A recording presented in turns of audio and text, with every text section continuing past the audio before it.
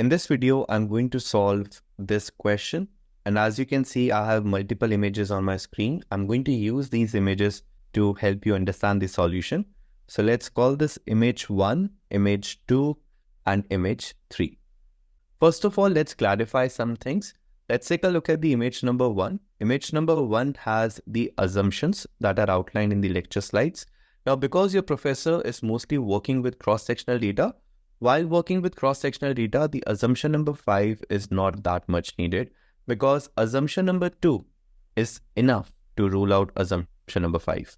So the point that I'm trying to make is that if you're working with cross-sectional data and if you have assumption number 2 in place, then you do not need to explicitly write assumption number 5. It is automatically going to be satisfied. Okay. And the reason I'm focusing on cross-sectional data is because mostly in your course, your professor has worked with cross-sectional data.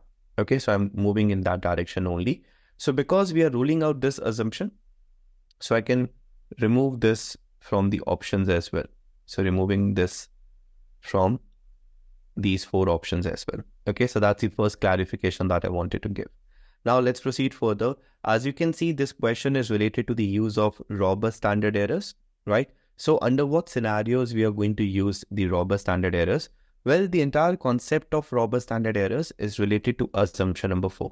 Okay, that is the assumption of homoskedasticity. The violation of homoskedasticity is called heteroskedasticity. So whatever the concept of robust standard errors is, it is related to assumption number 4. Okay, so it has nothing to do with the first 3 assumptions. And as you can see, the first 3 assumptions are enough to make sure that the OLS estimators are unbiased and consistent.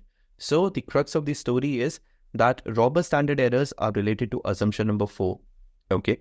And assumption number 4 has nothing to do with unbiasedness and the consistency of the OLS estimators, which means that robust standard errors also have nothing to do with the unbiasedness and the consistency of the OLS estimators. And this reasoning is going to rule out part A and part B. Because if you see part A, it's written the use of robust guarantees unbiased estimates. No, it does not. In part number B, it's mentioned the use of robust guarantees consistent estimates. No, it's not going to guarantee that also because the robust standard errors have nothing to do with the unbiasedness or the consistency of the OLS estimators. So these 2 parts are gone. Okay, so now the remaining options are C and D. Let's take a look at image number 2. In image number 2, it's mentioned under homoskedasticity, the standard errors are simpler. And if there is heteroskedasticity, then you have to switch from these simpler standard errors to robust standard errors. Let me try to explain. If you take a look at the image number 3, this is a regression command in the data software, and these are the standard errors. Now, these standard errors are based on these assumptions. Okay, so these standard errors that you see in this data output, they are based on all of these assumptions, even the assumption of homoskedasticity. So if you get to know that due to any of the reasons, if homoskedasticity is getting violated, that means if there is heteroskedasticity, then these standard errors are not going to be correct. You will have to switch to different standard errors, and those different standard errors are what we call robust standard errors. And how are you going to make a switch? Well, in Stata, if you want to work with the usual standard errors, which you are going to work with if there is no violation in the assumption, then you can just write this command. But if there is a violation of homoskedasticity, that means if there is heteroskedasticity, then you are going to let Stata know that we have to switch to robust standard errors. And this is how you do it. You write comma robust.